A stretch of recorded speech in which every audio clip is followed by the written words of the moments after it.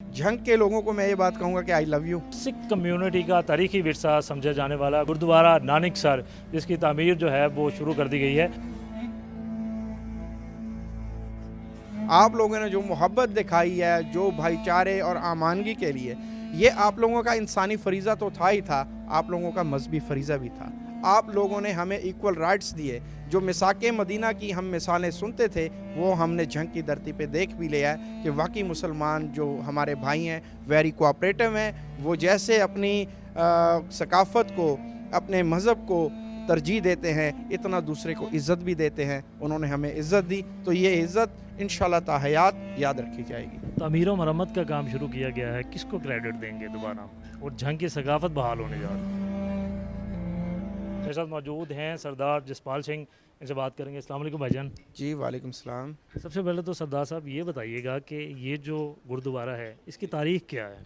इस गुरुद्वारा की तारीख़ हमारे पहले गुरु नानक देव जी महाराज के साथ जुड़ी हुई है। गुरु साहब चूँकि 4 सिमतों में सफ़र किया है, अमन, भाईचारे और मोहब्बत का जो उन्होंने संदेश मैसेज दिया है, उस मैसेज के लिए जब उनका सफ़र इस रुख पे हुआ, वो अरब की तरफ जा रहे थे, तो यहाँ कमोबेश 1 माह का क़याम किया इसी जगह पे? इस जगह पे। तो क़याम करने के बाद ये गुरुद्वारा महाराजा रणजीत सिंह के दौर में मुकम्मल तौर पे एक हिस्ट्री की बिल्डिंग यहाँ पे बनी, जो आप देख रहे हैं आज मौजूद हैं। और ये गुरुद्वारा फिर 1947 में जब पार्टीशन हुई, दोबारा गैर आबादी की सूरत-ए-हाल में चला गया। तामीर व मरम्मत का काम शुरू किया गया है, किसको क्रेडिट देंगे दोबारा? और झंग की सकाफत बहाल होने जा रही है। बिल्कुल।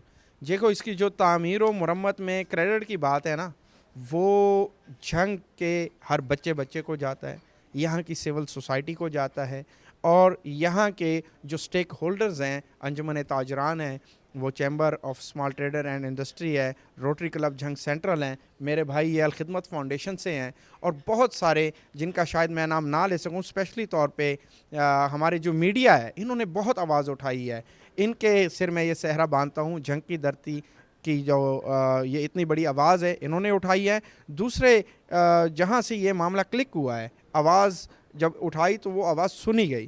तब सरदार रमेश सिंह अरोड़ा, जो कि मरियम नवाज़ साहबा के डायरेक्शन पे बहुत अच्छा काम कर रहे हैं, इंसानी हकूक़ के मिनिस्टर हैं, उन्होंने इस गुरुद्वारा साहब की तामीर और तरक्की के लिए ख़ुसूसी फ़ंड, जो मिनॉरिटी फ़ंड होता है, उसमें से ये गुरुद्वारा की दोबारा तामीर व मरम्मत शुरू करवाई। तो मैं पंजाब गवर्नमेंट का तहे दिल से मशकूर भी हूँ, और ये क्रेडिट भी पंजाब गवर्नमेंट के देता हूँ कि 78 साल बाद अगर हमारी आवाज़ किसी ने सुनी है, तो वो ये हुकूमत है। अल्लाह ताला इसको हमेशा कायम व दायम रखे। ये काम जो है कहाँ तक पहुँच गया कंस्ट्रक्शन का, और कितने अरसे में मुकम्मल होगा? जी, इसका तो जो वक़्त का तयन है, ये हम नहीं बिल्कुल कर सकते, क्योंकि बड़ा बारीकी का काम है। मेरे दोस्तों ने यहाँ पे देखा कि कितने बारीकी और नफ़ासत से काम हो रहा है।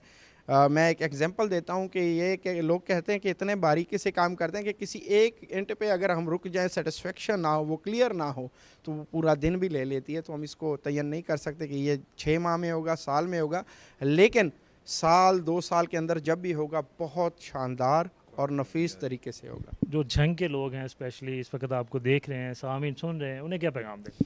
झंग के लोगों को मैं ये बात कहूँगा कि आई लव यू। आप लोगों ने जो मोहब्बत दिखाई है, जो भाईचारे और आमानगी के लिए, ये आप लोगों का इंसानी फरीज़ा तो था ही था, आप लोगों का मजहबी फरीज़ा भी था। आप लोगों ने हमें इक्वल राइट्स दिए। जो मिसाके मदीना की हम मिसालें सुनते थे, वो हमने झंग की धरती पे देख भी लिया है कि वाकई मुसलमान जो हमारे भाई हैं वेरी कोऑपरेटिव हैं। वो जैसे अपनी सकाफ़त को, अपने मज़हब को तरजीह देते हैं, इतना दूसरे को इज़्ज़त भी देते हैं। उन्होंने हमें इज़्ज़त दी, तो ये इज़्ज़त इंशाल्लाह ताहयात याद रखी जाएगी। ये बताइएगा कि इसके अलावा भी जो बाहर कोई तालाब की जगह पड़ी है, कोई और भी चीज़ें यहाँ पे आ रही हैं, या सिर्फ गुरुद्वारे की तमीर हो रही है? देखिए, ये हमारी बुनियाद है। जब हमारा मेन हिस्टोरिकल प्लेस रिस्टोर होगा, उसके साथ जुड़ी हुई बहुत सारी चीज़ें हैं। जैसे आज अलखिदमत फाउंडेशन ने विज़िट किया, वाटर फिल्ट्रेशन प्लांट लगेगा। जैसे इधर के इलाके में आज तक कोई मेडिकल कैंप नहीं लगा, पहला मेडिकल कैंप लगा, और पाकिस्तान के मायानाज डॉक्टर आए हैं, और बहुत वसी पैमाने पे मेडिकल कैंप आप लोगों ने देख भी लिया, उसकी कवरेज भी ली।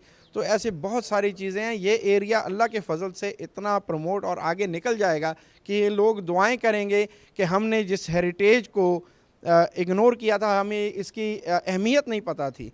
आज वो देखेंगे कि वाकई ये गुरुद्वारा और इसकी अहमियत कितनी ज़्यादा है। चलें जी, बहुत शुक्रिया सरदार जी, आपने अपना कीमती टाइम दिया। नाज़रीन, झंग का ये जो गुरुद्वारा है इसको बहाल किया जा रहा है और ये एक तारीख़ी कदम है। मुझे इजाज़त है, आपसे फिर मुलाकात होगी। अल्लाह ने के बाद।